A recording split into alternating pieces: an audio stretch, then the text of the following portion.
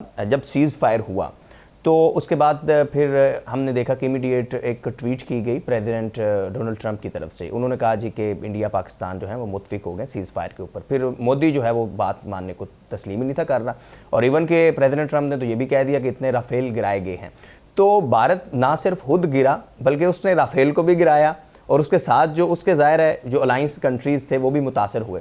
تو میرا سوال یہ ہے کہ اگر سیز فائر خدا نخواستہ نہ ہوتا, اور ظاہر ہے پاکستان بھی ایک نیوکلیئر کنٹری ہے, بھارت بھی ایک نیوکلیئر کنٹری ہے, اربوں لوگ دونوں ممالک کے اور بھی دیگر جو کنٹریز ہیں وہ ملا لیں تو اس سے متاثر ہو سکتے تھے. تو اگر سیز فائر فوری طور پر نہ ہوتا تو کتنا بڑا نقصان ہو سکتا تھا, اور سیز فائر کا کریڈٹ ایکچوئل آپ کس کو دیں گے؟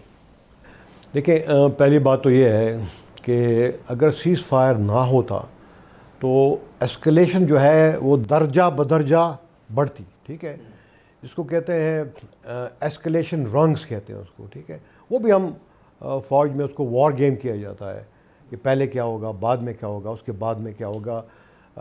تقریباً 12 رنگز ہوتے ہیں یا سیڑھیاں ہوتی ہیں ایسکلیشن کی, یعنی سٹیپ 1 یہ ہے, سٹیپ 2 یہ ہے, بالکل سٹیپ بائی سٹیپ جو ہے وہ ایسکلیشن ہوتی ہے.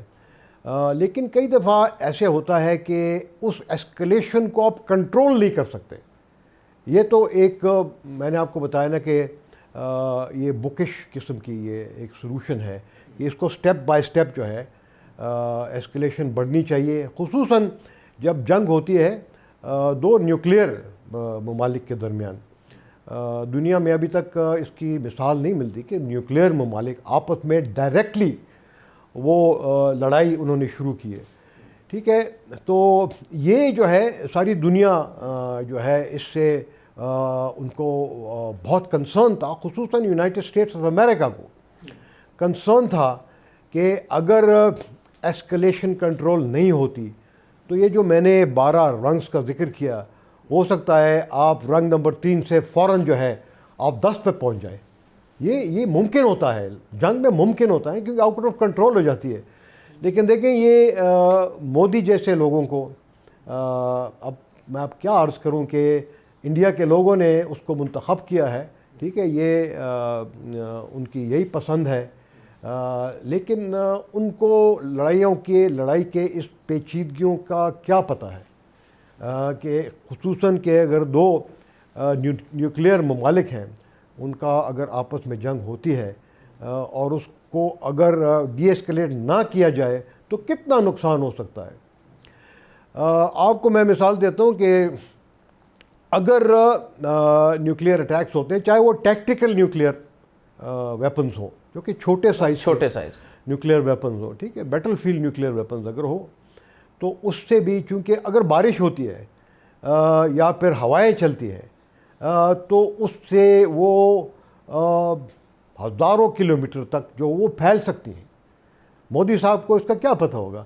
یہ دراصل رسپانسبلٹی بنتی ہے ان کی ملٹری لیڈرشپ کو, ان کو آگاہ کرنے کے لیے. لیکن ان کے سر کے اوپر تو جس طرح راہل گاندھی نے انڈین پارلیمنٹ میں کہا کہ آپریشن سندور کے صرف 2 بڑے مقاصد تھے, اور وہ یہ ہے کہ مودی صاحب کا جو امیج ہے وہ انڈیا کے لوگوں کو پیش کیا جائے بطور انڈیا کے چوکیدار کے.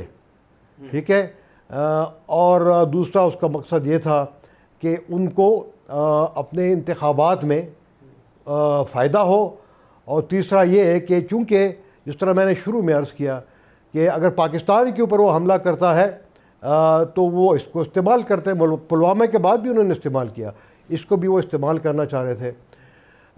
تو اگر یہ سیز فائر نہ ہوتی تو جس طرح پرائم منسٹر سے ڈیفنس منسٹر نے, ہمارے چیف آف ڈیفنس فورسز نے کہا ہے کہ اس سے لاکھوں لوگ نہ صرف انڈیا اور پاکستان کے بلکہ جو ہماری نیبرہڈ ہے پورے خطے میں تباہی مچ سکتی تھی. اور اس لیے جب دنیا نے اس کی کوششیں شروع کی سیز فائر کی تو آبویسلی اس وقت ہم ایک پوزیشن آف اسٹرینگتھ میں تھے.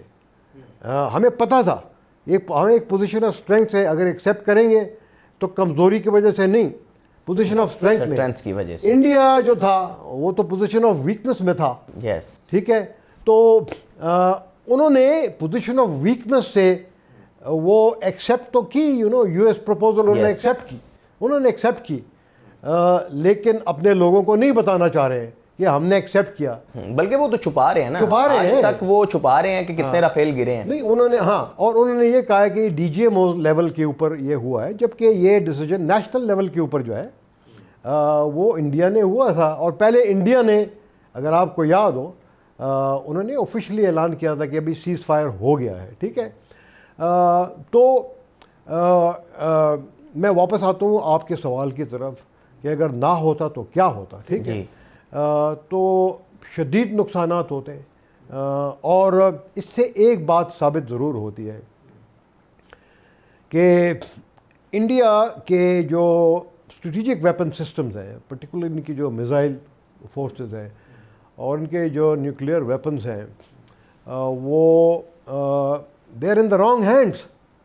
لیکن وہاں پہ ایک ایسا رژیم ہے جو کہ ایک روگ رژیم ہے, اور پہلے 2019 میں, اس کے بعد 2025 میں پولیٹیکل ریزنز کے لیے انہوں نے پاکستان کے ساتھ ایک جنگ چھیڑ لی, اور ان کے کچھ جو سیاسی لیڈر ہیں وہ تو کھل کر بات کرتے ہیں کہ ان کے جو نیوکلیئر ویپنز ہیں وہ پاکستان کے خلاف استعمال کے لیے وہ انہیں رکھے ہوئے ہیں, ٹھیک ہے.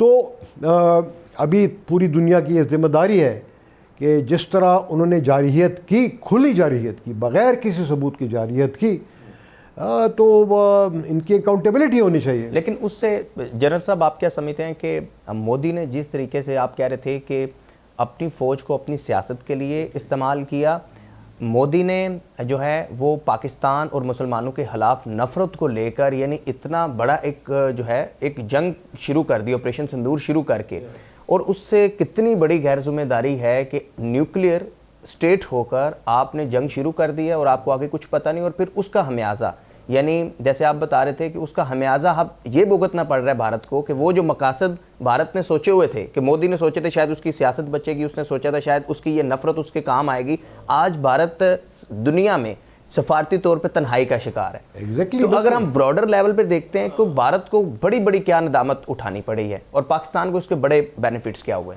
اچھا دیکھیں, پہلی بات تو یہ ہے کہ انڈین اپوزیشن کی طرف جو انہوں نے کہا ہے, میں وہ آپ کو بتانا چاہتا ہوں.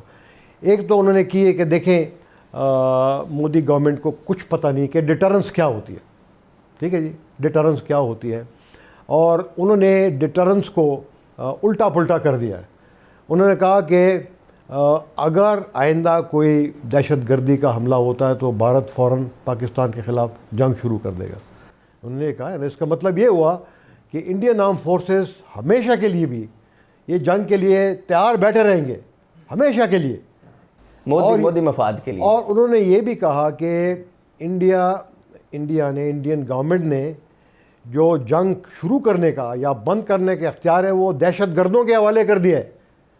اب کوئی بھی دہشت گرد جو ہے اگر وہ چاہتے ہیں کہ انڈیا پاکستان کی لڑائی ہو تو ایک چھوٹا سا حملہ کر دیں گے اور لڑائی شروع ہو جائے گی. تو ساری دنیا نے اس کے اوپر لان تان کی کہ یہ غلط بات تھی.